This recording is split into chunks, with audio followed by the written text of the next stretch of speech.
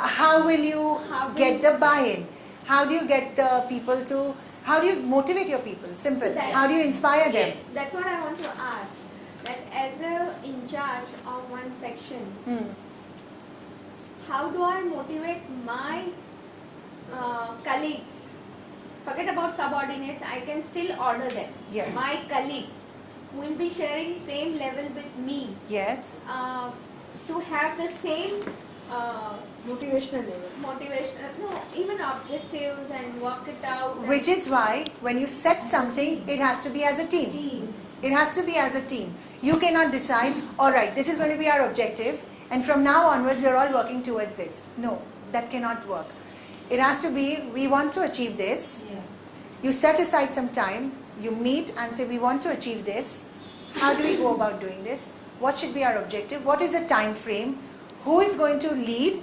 But everybody is going to deliver it. Somebody owns it, but everybody has to work to delivering it. It is very, very important. How do we do this delivery? Communication. All the time reviewing it. How do and we give them? actions.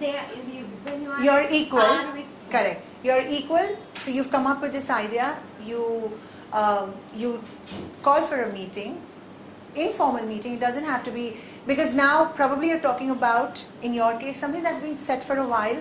You're talking about equals and egos and personalities. So you handle it a little more sensitively. You say, maybe you refer to this and you say, we did this, and it's time for us to probably look at what we are doing, where we are headed.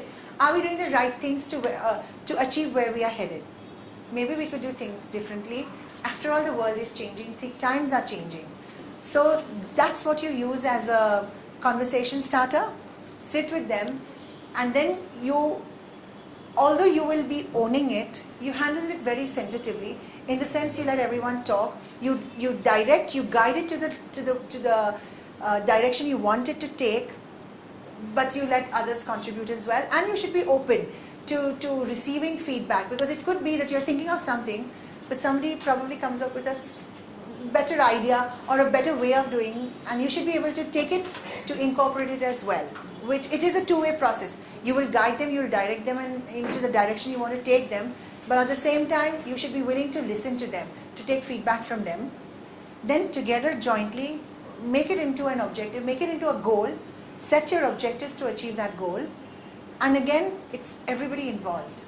And then maybe you go back and refine it, share it with all, get buy-in from all, and then start executing with, let's review in a month's time, 3 months' time, depending on what it is. And when you review, you also honestly take in, has it worked? Is there something that you're doing wrong? Is there something you could do differently? Maybe what so-and-so had suggested may be a better option. Let's try that as well.